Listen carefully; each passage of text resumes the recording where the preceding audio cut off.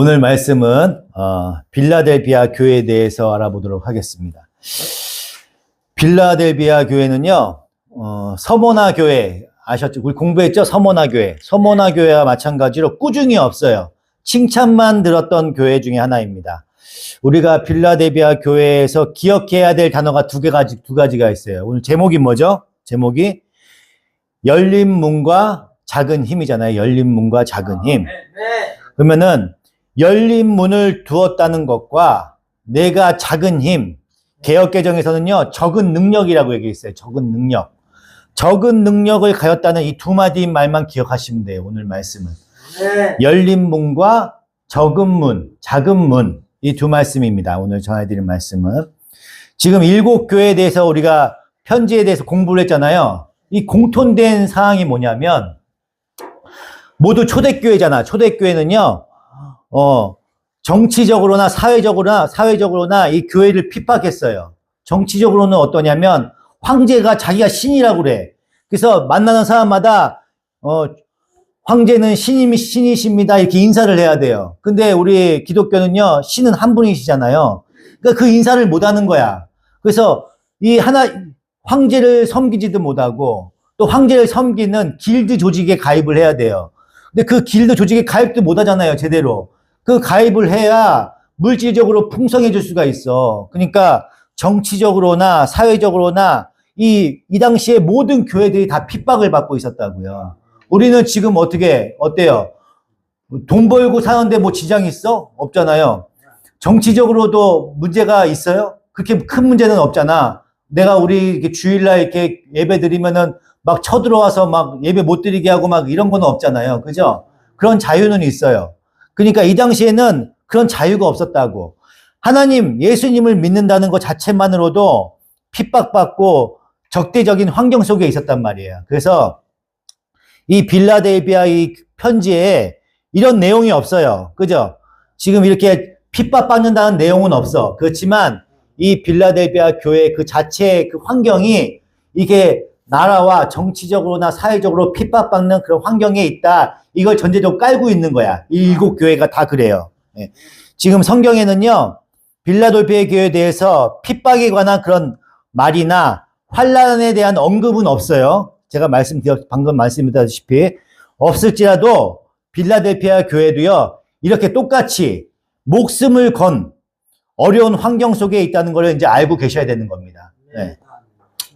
오늘 우리가 공부할 이 빌라델비아라는 도시는요, 유명한 게 별로 없어요. 그냥 교통의 요충지에 있어요. 원래는 잘 살았던 지역이야.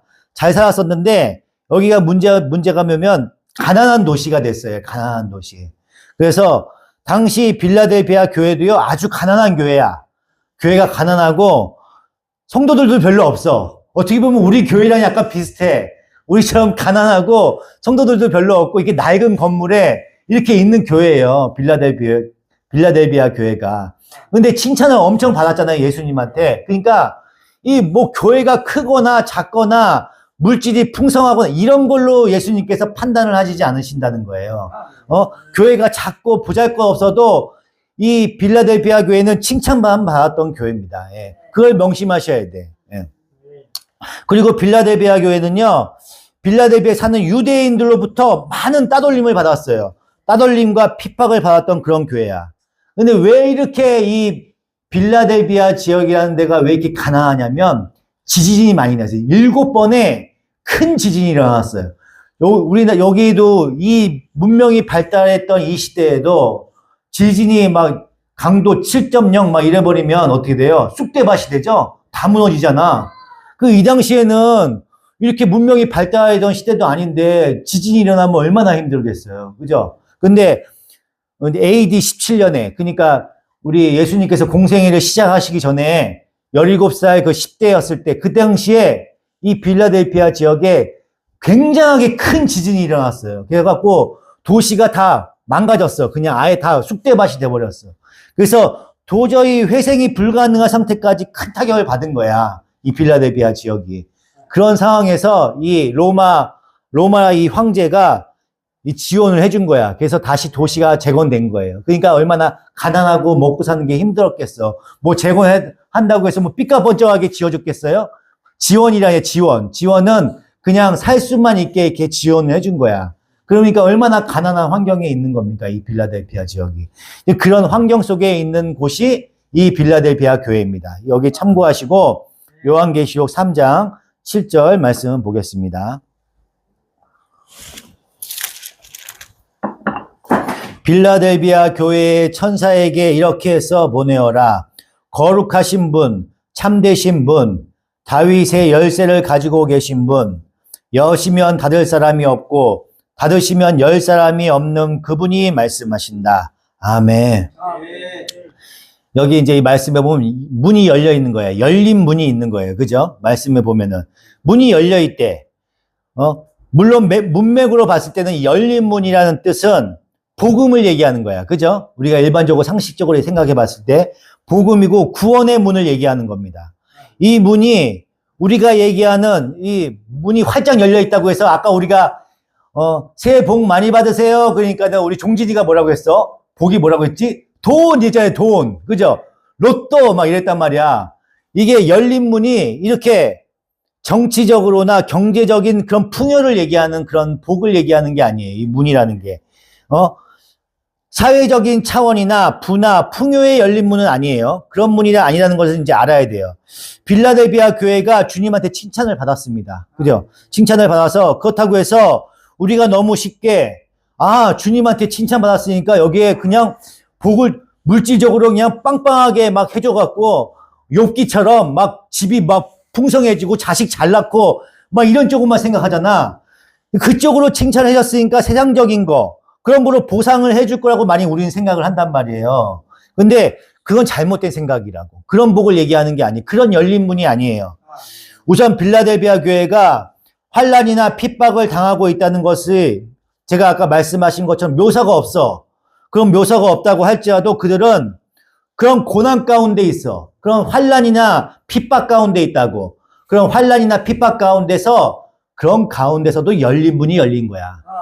교회는 자꾸 보잘것 없어요. 먹고 사는 것도 힘들어. 어려워. 성도도 별로 없어. 그런데 열린 문이 열려 있다는 거예요. 지금 그 얘기를 하시는 거야. 예. 또 닫을 자가 없는 문이라고 얘기하셔요. 닫을 자가 없는 문은 주님께서 여셨기 때문에 주님께서 닫지 않으면 닫히지 않는 문을 소개하고 있는 겁니다. 지금 여기서 표현된 바와 같이 열리면 닫을 사람이 없고 닫으면 열 사람이 없다는 건요. 예수 그리스도께서 하신 말씀이고 예수 그리스도께서 허락하지 않으시면은요. 문이 열릴 수도 없고 닫힐 수도 없다는 얘기예요. 그 얘기를 하고 계시는 겁니다. 이 열린 문이라는 것이 지금 빌라델피아 교회가 가지는 당시의 시대적 상황으로 봤을 때 이해했을 때 정치적인 사회적 조건, 우리가 아까 얘기했던 거 돈, 권력 이런 배경으로서 열린 문이 아니에요. 그죠? 그런 문이 아니고 그럼 어떤 차원의 문이라고 생각이 돼요? 어떤 차원의 문? 세상의 죄와 이런 것과 구별되는 거.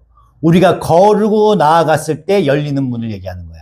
네. 하나님만 바라봤을 때. 아멘. 세상을 바라보지 않고 주님을 바라보는 그 거룩으로 나아간 자, 구별된 자로 가는 자, 그 자한테 열리는 문이 이 열린 문을 얘기하는 겁니다. 아멘. 그러므로 교회가 가지는 열린 문은요, 교회가 교회의 본질과 정체성을 지키고 있어야 돼. 내가 어떤 본질을 갖고 있는지를 알아야 돼. 교회의 본질이 뭔지를 알아야 돼. 교회에 잠자려고 오는 게 본질이 아니야. 교회에 놀러 오는 게 목적이가 아니라고. 내가 본질을 뭐에 갖고 있느냐가 중요한 거예요. 본질을 뭘 갖고 있느냐에 따라서 그 열린 문이 열리는 거예요. 이걸 아셔야 돼. 물이 있으면요, 그 물가에 목이 마른 동물들이 오게 돼 있어. 그죠? 네. 동물들이 오게 돼 있다고요. 목이 말라. 짐승들이 목이 말라요. 그러면 다 어디로 가요? 물이요. 물가로 가겠지? 물가에 가면 악어도 있고, 사자도 있고, 하이에나도 있고, 표범도 있고 막 있어. 걔네들은 거기 물 있는데 근처에 있어. 왜냐면 이 초식 동물이 물 먹으러 올 걸 알고 있잖아요. 물을 먹어야 되잖아요. 물이 이 지역엔 여기밖에 없어. 그러면 어떻게 돼? 거기서 항상 이렇게 숨어 있겠지, 갈대밭 같은데. 물 먹는 거, 우리 동물의 왕국이나 이런 거 보면은 물 먹고 있는데 악어가 사슴 확 잡아먹고 이러는 거 많이 보잖아요. 그죠? 그런 거 많이 나오잖아. 물 먹고 있을 때 습격을 많이 해. 걔네들이 왜 그 위험한데 왜 오는 거야? 목이 마르니까. 그죠? 물이 있기 때문에 온다고요. 물이. 예. 그래서 물을 먹으러 오는 거야. 모든 동물들은요, 그렇게 갈증 때문에 물이 원하기 때문에 가는 거야. 교회는요, 진리의 생수가 흐르면요, 목마른 영혼들이 오게 되어 있어요. 진리의 생수가 있으면, 말씀이 있으면, 말씀이 교회에는 말씀이 살아있어야 돼. 말씀이 없이 아무리 부르짖어봐야, 목마른 영혼들이 부르지 않아요. 오지 않아요. 그래서 말씀을 많이 공부하려고 노력을 하는 거야. 믿음은요, 하나님이 주시는 거야. 택함 받은 백성은요, 내 음성을 듣고 내 양은 나를 따른다고 했어요. 하나님의 그 목마른 자들은요, 주님의 음성을 듣고 온다고. 주님의 음성이 뭐예요? 말씀이라고, 말씀. 그래서 말씀이 살아있어야 돼. 성도들 한 명 한 분이 다 말씀이 살아있어야 된다고. 그래서요, 하나님께서 이 문을 열면 닫을 수가 없다고 하셨습니다. 그죠? 여기에 생수가 있는데, 여기에 빛이 있어. 빛이 있는데, 무엇으로 막아요? 아무것도 막을 수가 없어요. 빛이 있으면요, 아무것도 막을 수 있는 게 없습니다. 어둠과 흑암과 빛이 부딪히면 어떻게 돼요? 깜깜해, 여기가 깜깜해. 빛이 딱 비쳐. 그러면 어떻게 돼? 어둠은 그냥 물러가는 거야. 어둠은 빛하고 싸울 수가 없어. 그냥 햇빛이 비치면은 그냥 어둠은 물러간다니까. 서로 대적해서 싸우는 게 아니야. 그냥 빛이 비치면요, 어둠은 그냥 물러가는 거예요. 빛을 이기는 어둠은 없어요. 말씀이신 말씀을 이기는 어둠은 없는 거야. 교회가 교회된 노릇을 하고 그 자리를 지키고 있으면요, 거기에 생수가 흘러요. 생수가 흐르고 거기에 빛이 쏟아져 내린다고. 세상의 모든 것, 어떤 것도 그걸 막을 수가 없어. 이 나라의 정권이 아무리 기독교를 탄압해도요, 말씀이 살아있으면요, 탄압이 될 수가 없어요. 근데 말씀이 살아있지 않잖아? 그럼 탄압이 받아. 왜? 교회가 하나님의 말씀 안에 살아 계셔야 됩니다. 이 문을 닫을 자가 아무도 없어요. 세상에 어떤 것도요, 옛날에는 이렇게 이 당시 로마 정치 경제적으로 교회를 핍박을 했다니까? 근데도 살아남았어. 이렇게 하나님의 말씀이 중요한 거예요. 세상의 물질로, 세상적인 힘으로 교회가 유지되는 게 아닙니다. 핍박하면 핍박할수록 교회는 살아남아요. 그러나 이것이 정치적, 사회적인 힘인 돈이나 권력으로 이 빛을 바라게 하고 생수가 될 수 없어. 돈이 아무리 많아도요, 그거를 말씀으로 돌릴 수가 없다니까? 우리 돈이 많으면 나라에서 유럽에서요, 이 기독교를 나라의 국가 종교로 만들었잖아. 돈이 생기고 권력이 생기니까 어때요? 그때부터 기독교는 부패하고 더러워지기 시작했어요. 핍박받을 때가 오히려 더 깨끗했었어. 지금 북한에 있는 지하교회 성도들이요, 우리들보다 더 믿음이 좋고 더 깨끗하다는 얘기가 많아요. 더 하나님한테 더 열정적이고요. 오히려 우리 이 남한에 있는 기독교인들을 불쌍히 여겨달라고 기도한다니까? 오히려 그래요. 우리는 그 사람들이 더 불쌍한 것 같지? 아니야. 신앙적으로 봤을 때는 그 사람들이 더 큰 자예요. 우리는 훨씬 더 작은 자라고. 돈이나 권력으로요, 그 믿음을 살 수가 없습니다. 오로지 빛이신 예수님, 말씀으로만 그것이 이뤄낼 수가 있는 거예요. 생수가 흘러야 돼, 교회는요. 그리스도 안에서만 가능한 거예요, 이게. 그리스도 안에서만. 우리는 우리 된 것을 지켜야 되는 거예요, 그래서. 세상은 우리를 반대해. 이 나라 돈이 쌓이고 그러면요, 이 교회를 핍박할 수밖에 없어요. 우리를 유혹할 수밖에 없어. 시험할 수밖에 없다니까? 네. 그렇지만요, 빛을 막을 수는 없어. 우리가 본질을 지키고 있으면요, 우리를 막을 수가 없다고. 물을 마르게 할 방법이 없다니까요. 본질을 갖고 있으면요. 그리고 가는 자들을요, 위협하거나 시험할 수는 있어. 우리가 그렇게 시험당할 수 있어요. 고난 가운데 막 좀 흔들릴 수는 있어. 근데 유혹할 수는 있어요. 그렇게. 그런데요, 그거를 막을 수 있는 방법은 없어요. 내가 본질 안에 있으면요. 그것이 빌라델비아 교회가 가지고 있는 겁니다, 이게. 아멘. 이것은 하나님께서 빌라델비아 교회에게 허락하신 거고요. 동시에 그 허락하신 것들이 저들을 지키고 있는 거야. 아멘. 예수님께서 지키고 계시는 거라고. 그 본질을 갖고 있기 때문에. 그래서 칭찬하고 계시는 거야, 지금 예수님께서. 아멘. 물론 다른 교회들한테도 다 주셨어. 똑같이. 그런데 어떻게 됐어요? 다른 교회는요, 그렇게 하지 않았어요. 핍박에 져갖고, 핍박을 받잖아. 그러니까 핍박 때문에 우물을 그냥 메워버렸어. 물이 안에 생수가 있는데 그냥 메꿔버렸다고. 메꿔버리고, 핍박 때문에 져갖고요, 빚을 그냥 꺼트려 버린 거야. 그냥. 다른 교회들은. 그러니까는 하나님한테 질책을 받는 거죠. 예. 빌라델비아 교회는요, 작은 힘밖에 없었어. 교회가 보잘것 없었다고요. 성도도 별로 없어. 그래서 작은 힘이라고 얘기하는 거야. 작은 능력.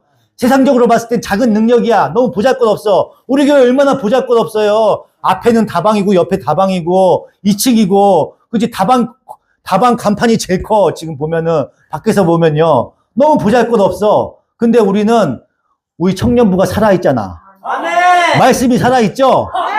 큐티하고 있잖아. 그치? 우리 정무도 큐티 시작했어. 할렐루야야. 너무 감사해. 말씀이 살아있어야 된다고. 아멘. 본질을 잃으면 안 돼. 아멘. 노는 거에서 내가 그래서 항상 모여서 놀길래 노는 거 즐겁게 놀라고. 근데 말씀을 보고 예배 먼저 하고 큐티 먼저 하고 그 다음에 놀라고 하는 거야. 그래서 그 얘기를 하는 거야. 그랬더니 광석이가 아주 꾀를 썼어. 금요일날 아주 금토일 3일 걸 연다 다 해버렸어. 오히려 그게 나아. 밀려갖고 뒤늦게 하는 것보다는 그게 낫다고 오히려. 말씀을 보고 오는 거 아니야? 오는 거 아니에요? 금토일 거 다 해놨다니까? 그래서, 목사님한테 혼날까봐 미리 금토일 거 다 했어. 오히려 그게 밀려서 하는 것보다, 밀려서 했던 명석이보다 나아요. 예? 훨씬 낫습니다, 진짜. 우리 광석이가 이렇게 달라졌어요. 말씀이 살아계셔야 되는 거예요. 노는 게 먼저가 되는 게 아니야. 주님의 말씀이 먼저야 되는 거야. 본질을 잃으면 안 돼. 노는 거가 먼저가 되잖아요. 그러면 다툼이 일어나. 분열이 일어나요. 근데 말씀을 붙들고 있으면은 어떠한 거 해도 하나님과 함께하고 있어야 돼. 사람한테 의존하면 안 돼요. 말씀이 비어버리면 사람한테 의존한다니까. 내가 목사님이 그냥 잘못해서 뭐라고 얘기하면 거기에 시험 들어서 안 나와버려요. 내가 뭐 맛있는 거 먹고 있는 걸 은혜가 유튜브로 찍어갖고 동영상 해갖고 미영이한테 보여줘갖고 미영이가 시험 들었어. 맛있는 거 먹는 거 보고. 먹는 거에 시험을 든다니까, 미영이는. 왜 먹는 걸 맨날 이렇게 찍어갖고 보내주는 거야. 왜? 시험 들어버렸잖아. 말씀이 없기 때문에 시험이 드는 거예요. 그렇게. 빌라델비아 교회는 그렇게 보잘것 없었어요. 우리 교회처럼. 그러면 세상적인 거는 필요 없어. 아무리 누가 교회 크고 멋있네. 여기 참 성도가 몇 명이에요. 교회가 참 멋있어요. 참 시설 잘 돼 있네. 그건 세상적인 칭찬이야. 세상적인 힘과 권력에 대한 칭찬이라고. 성도 수는 권력을 얘기하잖아요. 우리가 제일 먼저 부르는 게 성도 수가 몇 명이냐고 물어보잖아. 그건 세상 권력을 얘기하는 거야. 그런 거는 아무 의미가 없어. 이렇게 예수님께서 칭찬받는 그게 중요한 거예요. 세상한테 칭찬받을 필요가 없다고. 하나님한테 칭찬받아야 돼. 그래도 조금 한 50명은 넘었으면 좋겠어. 한 100명 가까이. 그래야 좀 유지가 되지. 부귀영화 이런 거는 저는 바라지도 않아요. 그럼 오히려 사람 많으면은 더 일도 많고 더 힘들어. 그죠? 그냥 우리끼리 우리가 복음을 전할 수 있고 세상에 흔들리지 않을 정도만 됐으면 좋겠습니다. 어쨌든 이렇게 작은 힘을 가졌는데도 예수님한테 칭찬을 받은 거예요. 빌라델비아 교회는. 요한계시록 3장 8절입니다. 8절. 나는 내 행위를 안다. 보아라.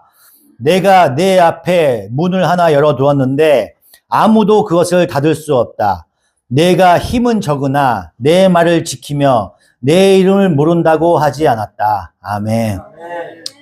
내가 내 앞에 열린 문을 두었다고 말씀하시는 거야. 지금 열린 문을 두었다고. 그죠? 그러면 열린 문에 대해서 좀 더 살펴볼 수가 있어요. 제가 그냥 말씀을 전해드렸는데 성경에서 또 그렇게 얘기하는지 우리가 봐야 될 거 아니에요. 그죠? 그래서 열린 문에 대해서 좀 더 살펴보겠습니다. 열린 문을 열어놓았다는 그 구절은요. 이사야에서 인용을 한 거야. 이사야 60장 11절입니다. 제가 그냥 읽어드리겠습니다. 이사야 60장 11절. 너의 성문은 언제나 열려 있어서 밤낮으로 닫히지 않을 것이다. 이방 나라의 재물이 이 문을 지나 너에게로 오며 이방 왕들이 사로잡혀서 너에게로 끌려올 것이다. 아멘. 문이 언제나 열려 있대. 밤낮으로 닫히지 않는데요. 그렇게 말씀하고 있어요. 하나님께서 열방이 돌아오게 될 것과 예수 그리스도로 말미암아 하나님의 백성이 돌아올 것을 예언하는 구절이에요, 여기가. 네, 다음 구절은 우리 한번 찾아볼까요? 요한계시록 21장 22절입니다. 요한계시록 21장 22절입니다.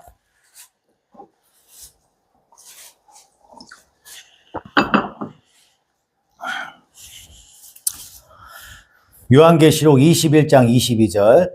나는 그 안에서 성전을 볼 수 없었습니다. 그것은 전능하신 주 하나님과 어린 양이 그 도시의 성전이시기 때문입니다. 그 도시에는 해나 달이 빛을 비출 필요가 없습니다. 그것은 하나님의 영광이 그 도성을 밝혀주며 어린 양이 그 도성의 등불이시기 때문입니다. 민족들이 그 빛 가운데로 다닐 것이요 땅의 왕들이 그들의 영광을 그 도시로 들여올 것입니다. 그 도시에는 밤이 없으므로 온종일 대문을 닫지 않을 것입니다. 아멘. 새 하늘과 새 땅을 상징하는 새 예루살렘이 온 거야. 새 예루살렘이 내려왔는데 그 성문들이 모두 열려 있어요. 왜 열려 있는 거야? 왜? 낮이라서 문이 열려 있는 거야. 낮이라서. 밤이 없는 거야. 밤이. 다시는 밤이 없기 때문에 문이 열려 있는 겁니다. 낮이라는 단어는요, 주님께서 자주 쓰신 단어예요. 자주 쓰신 단어야. 요한계시록 9장 4절입니다. 요한복음 9장 4절입니다. 우리는 나를 보내신 분의 일을 낮 동안 해야 한다. 아무도 일할 수 없는 밤이 곧 온다. 내가 세상에 있는 동안 나는 세상의 빛이다. 아멘. 주님이 계신 곳이 낮인 거예요. 주님이 계신 곳이 낮이야.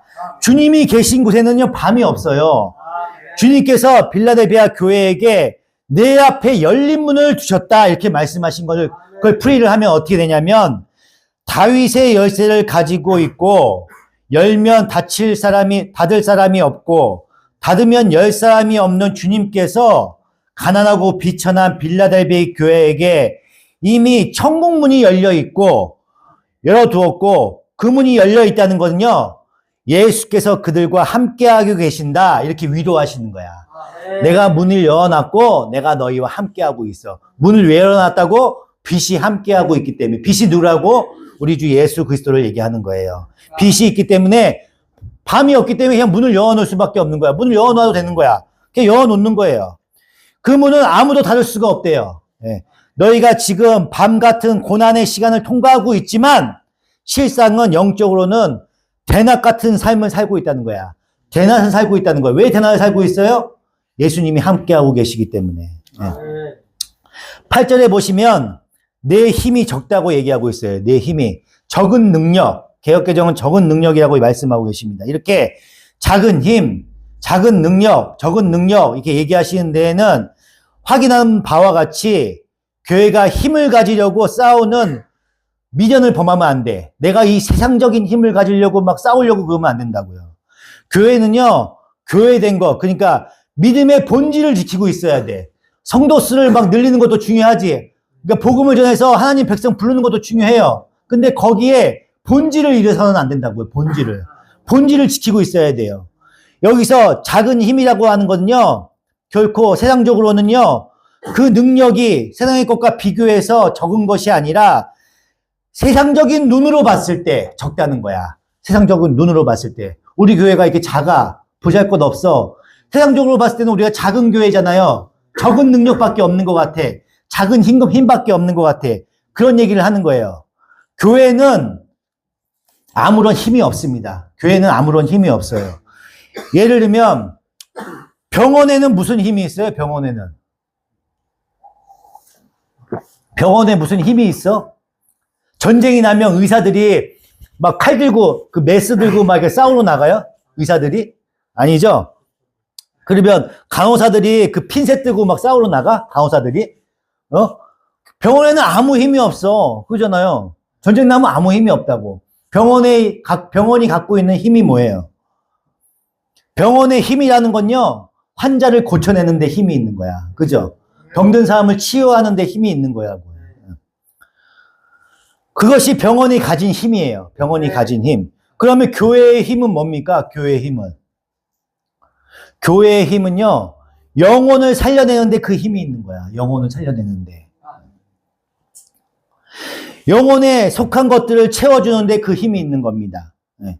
세상은요, 상대방을 죽여서 그 시체 위에 깃발을 꽂습니다. 이게 승리야. 이게 이기는 걸 얘기하는 거야. 교회, 이 세상적으로는. 근데 교회는요, 그게 아니야. 살리는 것에 세상의 척도로 봤을 때는요, 아무 힘이 없어 보여요. 그런데 그런 차원으로 봤을 땐 작은 힘이야. 근데 영혼을 살리는 데는 큰 힘이야. 그죠? 세상적으로 봤을 때는 작은 힘이야. 그런데 하나님이 봤을 때는 이게 큰 힘이라고요. 하나님이 함께 하시는 힘이기 때문에. 그런 식으로 하나님께서는요, 세상을 볼 때 힘이라고 생각하는 것들을 절대 안 줘요. 세상적인 힘을 안 주신다고. 교회 안에 세상적인 지위가 높은 사람들이 많잖아요. 큰 교회는요. 근데 그런 걸로 인해서 힘과 능력으로 생각하는 것들을 정말 성경적이라고 얘기하진 않아요. 그런 걸 힘이라고 얘기하지 않는다고. 예. 우리가 하나님의 힘을 가지고 쓸모가 있으려면요, 나에게 지혜를 주시고 지혜를 주시고 능력을 달라고 기도를 하시면 안 돼. 참으로 신자다운 자리에 서야 되는 거예요, 여러분들이. 그러면 하나님이 여러분을 그걸 통해서 얼마든지 쓰시는 거야. 내가 세상의 물질과 이런 걸로 보면 안 돼. 내가 본질을 갖고 계시면 딱 서 계시면요, 하나님이 얼마든지 쓰신다니까. 크게 쓰시는 거예요. 내가 비록 작고 보작하고 아무것도 없다고 생각할지라도. 네. 우리는 이것을 안 하고 언제나 큰 것만 달라고 얘기해. 그죠? 종진이를 얘기하는 게 아니야. 나도 로또를 원해. 로또를 항상 바랬었어.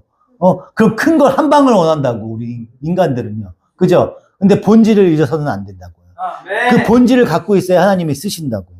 네. 작은 힘이 무엇입니까? 왜 작다고 얘기를 하는 거예요? 세상적으로 기준으로 봤을 때면 보면은요, 작은 힘이야. 너무 보잘것없어, 우리 교회. 그죠? 너무 작다고. 너무 작아요. 우리는 가진 게 없어. 가진 게 없어요. 세상적으로 봤을 때. 그러나 우리는요, 큰 힘을 가졌어요. 우리는요. 왜냐하면 우리만이 그 문을 열고 닫을 수가 있어. 그 본질을 갖고 있기 때문에. 우리가 매면 하늘에서도 매이고요, 우리가 풀면 하늘에서도 풀립니다. 아멘. 우리를 통해서만 하나님이 역사하시는 거야. 아멘. 택함 받은 백성을 통해서. 아멘. 고린도전서 1장 19절입니다. 잠깐 펴볼까요? 고린도전서 1장 19절.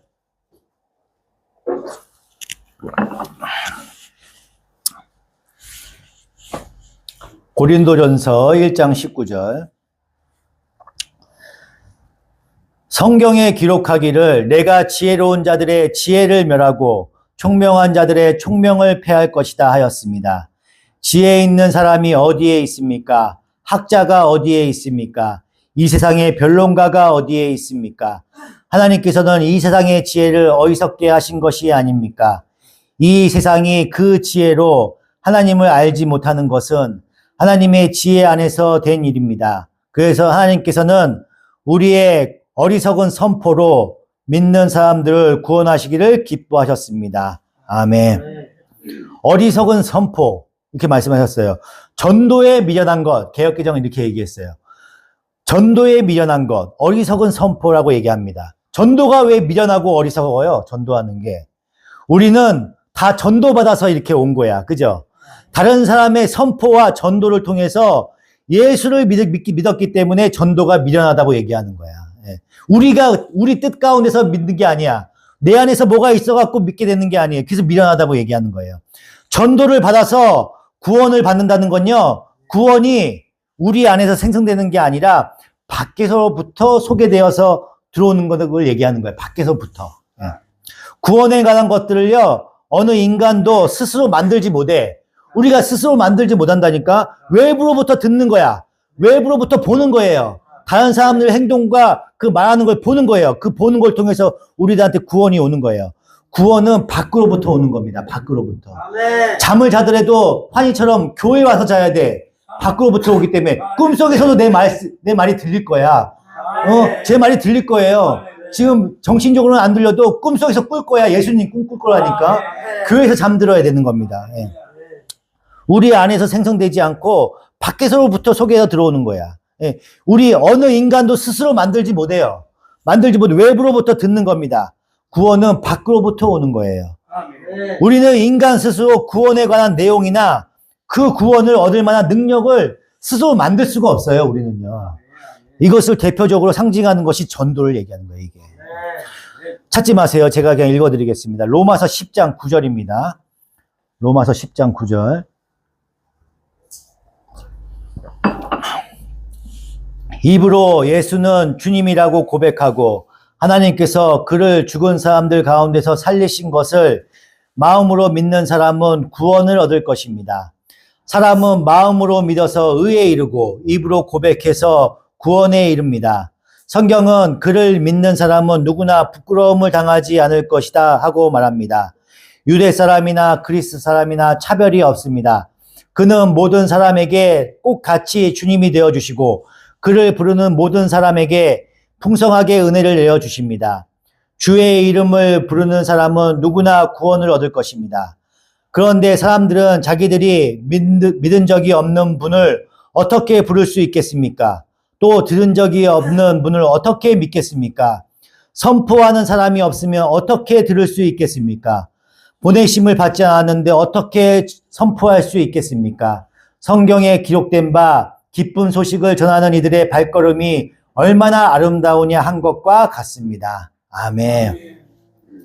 주의 이름을 부르면 구원을 얻는데요. 그죠? 그런데 믿지 않으면서 어떻게 주를 찾아요? 그건 말이 안 되는 거야.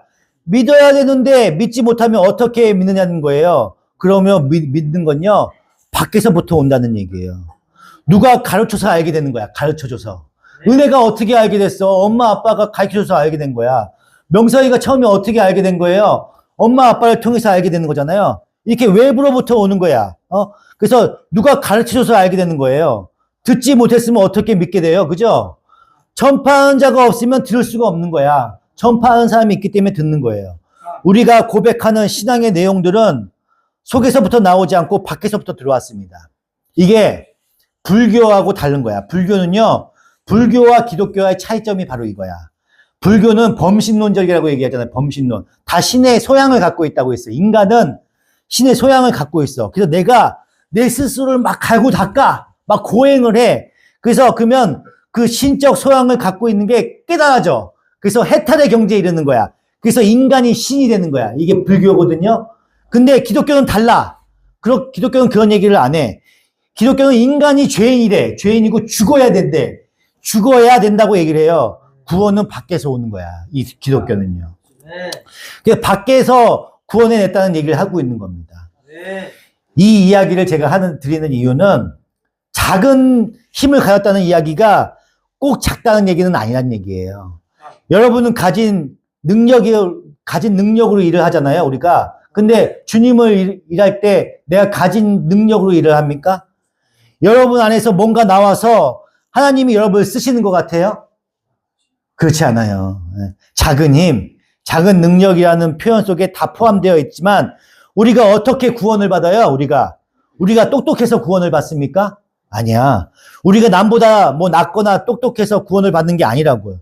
밖으로부터 구원을 받은 거야. 우리는 아무것도 아니기 때문에.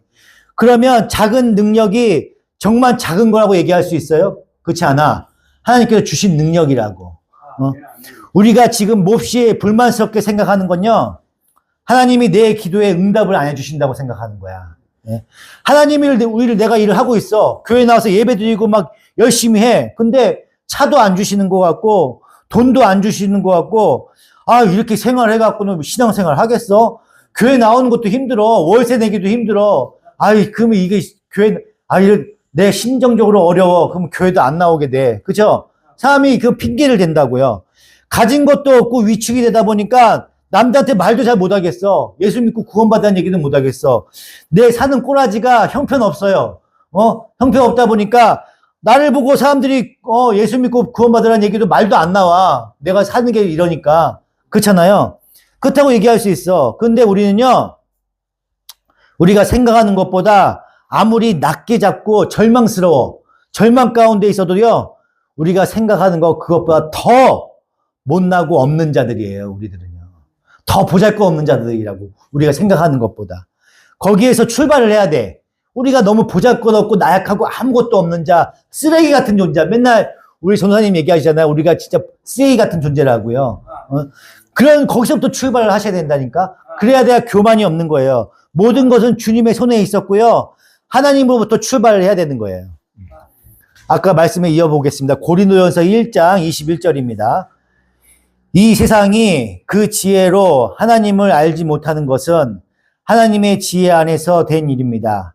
그래서 하나님께서는요, 우리의 어리석은 선포로 믿는 사람들을 구원하시기를 기뻐하셨습니다. 유대 사람은 표적을 구하고 그리스 사람은 지혜를 찾으나 우리는 그리스도를 전하되 십자가에 달리신 분으로 전합니다. 이것은 유대 사람에게는 거리낌이고 이방 사람에게는 어리석음이지만 부르심을 받은 사람에게는 유대 사람에게나 그리스 사람에게나 그리스도는 하나님의 능력이요 하나님의 지혜입니다.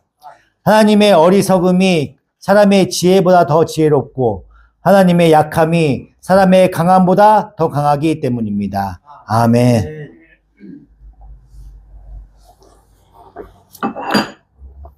작은 힘을 가지고라고 하는 것이 그렇게 얘기했을 때 너희가 그렇게 힘이 작은데 빌라델비 교회야 너희들 이렇게 힘 작고 참 나약하고 부족한데 참 대견하다. 너희들 참 잘 버텼다. 이런 표현을 하는 게 아니에요. 지금 이 표현이. 우리는 세상 끝날 때까지 늘 작은 힘 속에 있을 수밖에 없어요. 그것이 큰 힘이고 큰 능력이라고 얘기하시는 거야. 지금 예수님께서는. 우리가 보잘것없어. 근데 우리한테 주시는 그 힘, 영혼을 살리시는 힘, 그 힘은 주님한테 주시는 거야. 주님께서 베풀어 주시는 거야. 그 힘은 큰 힘이라고 얘기하는 겁니다. 하나님은요, 교회에 이 이상의 다른 걸 주지 않아. 왜냐하면 십자가로서 충분하기 때문에 그렇다는 거예요. 다시 이어서 읽겠습니다. 고린도전서 1장 26절입니다. 형제 자매 여러분, 여러분이 부르심을 받을 때는 그 처지가 어떠하였는지 생각하여 보십시오. 육신의 기준으로 보아 지혜 있는 사람이 많지 않고 권력 있는 사람이 많지 않고 가문이 훌륭한 사람이 많지 않았습니다. 그런데 하나님께서는 지혜 있는 자들을 부끄럽게 하시려고 세상의 어리석은 것을 택하셨으며 강한 자들을 부끄럽게 하시려고 세상의 약한 것을 택하셨습니다. 하나님께서는 세상에서 비천한 것과 멸시하는 것을 택하셨으니 곧 잘났다고 하는 것들을 없애시려고 아무것도 아닌 것을 택하셨습니다. 그것은 아무도 하나님 앞에서는 자랑하지 못하게 하시려는 것입니다. 아멘. 하나님이 시샘이 많다는 얘기가 아니에요. 사람으로 자랑하지 못하게 한다는 뜻은요, 인간이 가진 것, 인간이 만들어내는 것, 그걸 기반으로 내용과 목표를 삼고 있지 않다는 거야. 내가 가지고 있는 능력, 내가 가지고 있는 것 같고 거기에 기반을 두고 하면 어떻게 돼요? 내가 한 것 같잖아. 나를 자랑하게 된다고요. 그걸 자랑하지 못하게 하시려고 하는 거야. 내가 만들어내는 수준과 가치와 비교할 수 없는 걸 목표로 하고 계시고 만들어갔기 때문에 그런 게 아니에요. 그러니까 내가 만들고 있는 그 목표하고 기준이 있어. 그거하고 다른 거, 더 큰 목표를 갖고 계신다고, 하나님께서는요. 우리를 자랑하지 못하게 한다는 건요, 우리가 가진 것을 내용으로 삼거나 우리가 가진 힘 위에다가 무엇을 쌓지 않겠다고 하신다는 그 표현인 거야. 너희들 그런 거 갖고 있어? 그걸 자랑하려고 하지 마. 그런 거 자랑하려고 하지 마. 이렇게 얘기하시는 거야. 그래서 나를 위한 모든 걸 갖고 있는 사람들이 주님을 믿기가 힘들어요. 나를 의지하기 때문에, 나를 믿기 때문에. 내가 돈을 갖고 있어, 권력을 갖고 있어, 내가 기술을 갖고 있어, 그럼 그걸 의지하게 돼 있다고요, 사람이. 심리가 그래요. 그래서 하나님은 그걸 안 쓰셔. 그걸 안 쓰고 다른 걸 통해서 역사하셔. 제가 전기공학과 나왔어요. 전기를 잘 알아. 그죠? 공부를 해서 여러 가지를 막 알아. 근데 전기에 대해서는 아무것도 쓸 게 없어. 내가 대학교 나온 거 지금 말씀 공부하는데 오히려 무게창작학과 나왔으면 오히려 더 나았을 것 같아. 거기 나왔으면은 이 말씀 설교 준비하는 건데 더 훨씬 공부가 많이 됐을 것 같아. 근데 공돌이로 나왔어, 공돌이. 아무 도움이 안 돼. 공돌이는 또 형광등도 못 갈아요. 이런 형광등 가는 거 그런 거 배우는 게 아니야. 전봇대 이런 거, 삼선 이렇게 흘러가는 거 있죠. 발전소, 한전, 이런 거 강전을 배운다고. 그래서 이 전기공학과 나오는데 왜 전기도 못 바꾸냐고 막 그래. 이거하고는 아무 상관이 없어요. 아무것도 써먹을 게 없어. 내가 배운 거, 여태까지 배운 거에. 그렇더라고. 떡볶이 기술이 있는데 지금 써먹지도 못하고 있어요. 지금 말씀만 공부하고 있잖아. 전혀 다른 공부를 하게 하신다니까. 자랑하지 못하게 만드신다고. 고린도전서 1장 30절입니다. 그러나 여러분은 하나님께로부터 나서 그리스도 예수 안에 있습니다. 그는 우리에게 하나님으로부터 보는 지혜가 되시고 의롭게 하여 주심과 거룩하게 하여 주심과 구속하여 주심이 되셨습니다. 그것은 성경에 기록된 대로 누구든지 자랑하는 자는 주 안에서 자랑하게 하시려는 것입니다. 아멘. 여기 말씀하신 것처럼 지혜, 의로움, 거룩, 구속, 능력, 권세 이런 것들이 모든 것이 주님에 의해서 되셨다고 얘기하는 거예요. 이 말씀이 우리의 세상적인 소원을 채워주시는 분으로 예수님이라는 그런 의미가 아니야. 예수님께서 그런 거 채워주시려고 오신 게 아니라고요. 우리의 필요는요, 예수 그리스도 안에 다 있어요. 이것은 영적으로 얘기하는 거예요, 영적으로. 우리의 필요는요, 예수 그리스도 안에 다 있습니다. 세상의 눈으로 보면요, 이 모든 것이 예수 그리스도의 소유고요, 우리는 예수 안에 있는 거예요, 우리가. 예수님이 우리 안에 있잖아요. 그죠? 하지만 우리는요, 늘 세상에서 작은 힘을 가진 것으로 보여져. 세상적으로 봤을 때는요. 이것을 이해하지 못하면요, 자꾸 교회에 나와서 힘을 추구하게 돼. 돈을 추구하게 돼. 권력을 추구하게 된다고요. 신앙인 개개인으로부터 자꾸 힘을 추구하게 된다고요. 그리고 세상의 가치나 평가에 자꾸 타협을 하게 돼. 세상의 돈과 타협을 하게 되고 권력에 타협을 하게 됩니다. 이것이 되게 무서운 거야. 교회 나와서 기도하고 말씀 가운데 있으면 권력 주시고 복 주시고 돈 주신다고 생각한다고. 나는 왜 삶이 열심히 신앙생활했는데 똑같아? 근데 그런 것들하고 상관이 없다는 얘기예요. 지금 말씀하시는 거예요. 우리 앞에 열린 문이 있는 이유와 우리가 아주 가진 작은 힘, 그 작은 힘이 아닌 이런 이해가 없으면요, 세상이 나와 반대가 되는 거, 우리가 신자로서 사는 삶이 세상적인 거, 돈이나 집이나 권력 같은 조건들이 개선되지가 않으면요, 우리가 삶이 당황스럽게 되는 거야. 내가 이렇게 믿음이 좋고 신앙생활 잘했는데 나는 왜 남들 똑같이 사는 사람들보다 난 못 사는 거지? 나는 왜 그렇지? 당황하게 돼. 신앙생활 20년, 30년 생활했는데도 전세 살 수 있고 월세 살 수 있어요. 그러면 신앙생활 잘못한 거야? 그걸로 평가하면 안 된다는 얘기야. 그럼 세상적인 물질로요. 내가 하나님을 믿고 교회 열심히 다니는데 왜 하나님께서 복을 안 주시는 거지? 돈도 주시고 차도 주시고 집도 주셔야 되는 거 맞지 않나? 이렇게 생각한다고. 근데 그거는 잘못된 생각이란 얘기예요. 세상은요, 우리 택함받은 백성들, 우리들한테 늘 적대적이야. 이 벨라델피아 교회처럼 적대적입니다. 근데 우리가 이겨요. 본질을 갖고 계시면 이깁니다. 이 세상을 이길 수 있어요. 이 문을 닫을 자가 없어요. 이 문을 닫을 자가 없고요. 이 작은 힘을 이길 자가 없다니까. 그 본질을 붙들고 계셔야 돼요. 우리가 갖고 있는 십자가니까 세상 사람들 눈에는요, 거리끼고 아까 말씀해 보신 것처럼 미련해 보일 수가 있어요. 작은 힘으로 보입니다. 우리가 작게 보여요. 하지만 예수 그리스도는요, 하나님께로부터 나와서 우리에게 모든 것이 되시고 함께 계시는 분이에요. 빌라델피아 교회는 바로 이런 자기된 책임을 지키고 있어서 충성된 교회요. 칭찬받는 교회가 되었던 것입니다. 우리도 그렇게 칭찬받는 교회가 돼야 되잖아요. 교회. 우리 칭찬받고 하나님이 지켜주시는, 함께 하시는 교회가 돼야 되잖아요. 그죠? 그럼 본질을 잃으면 안 돼. 그 본질을 잃으면은 진짜 흔적도 없이 사라질 수 있어요. 세상에서 보면요, 내가 지금 가난하고 작고 초라하고 불쌍해 보일 수 있어요. 보잘것 없습니다. 저도 보잘것 없어요. 저 여기서 지금 나가면은 진짜 보잘것 없지. 직업도 없어, 돈이 있어, 임대 아파트 살아, 차상이야, 뭐 아무것도 없어. 그죠? 진짜 아무것도 없어. 보잘것 없어. 너무 초라해. 실컷 조롱받을 수 있어. 근데 괜찮아요. 괜찮습니다. 네. 실컷 조롱하라고 그러세요. 다들 남들 조롱해도 상관없어. 그렇지만 어떤 것도 나를 하나님의 사랑에서 끊어놓을 수가 없습니다. 그 본질을 갖고 계셔야 돼. 내가 이미 택함 받은 사람이고 이미 내 안에 위대하신 예수 그리스도가 함께하고 계십니다. 이 본질을 갖고 계셔야 됩니다, 여러분들. 나는 그 소망만으로 얼마든지 행복하다 이렇게 외치셔야 돼. 나는 행복하다 이렇게 외치셔야 된다고.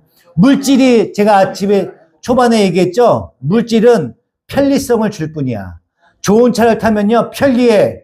근데 거기에 잠식돼 버리면 내 건강을 해친다고. 좋은 것과 편리한 것들은요, 물질은요 편리할 수 있어.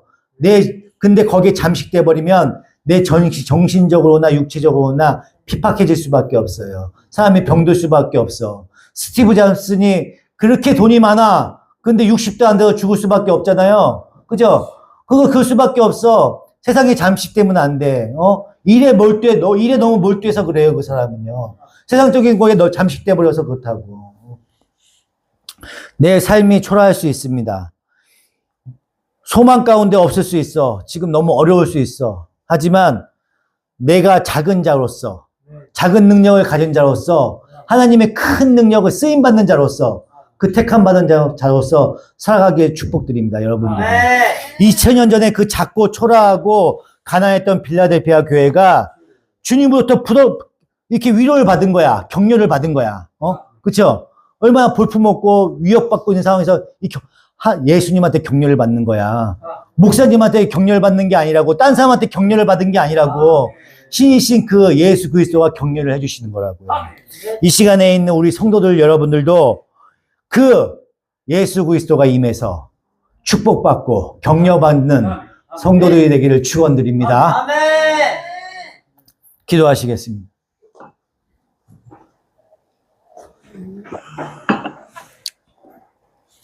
하나님의 크신 은혜와 사랑에 감사합니다. 주님께서 베풀어 주셔서 오늘 작은 자, 하나님 택함 받은 백성, 작은 힘, 하나님의 그 작은 힘을 큰 힘으로 바꿀 수 있는 하나님을 축복합니다. 사랑합니다. 아버지, 주의를 격려하여 주시옵소서. 그 열린 문을 열어 주시옵소서.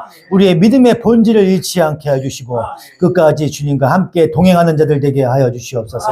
하나님의 말씀을 붙드는 자들 되게 하여 주시옵소서.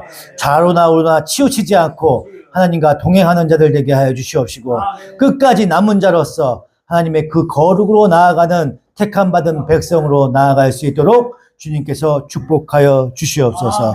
감사드리며 우리 주 예수 그리스도 이름으로 간절히 기도드리옵나이다. 아멘.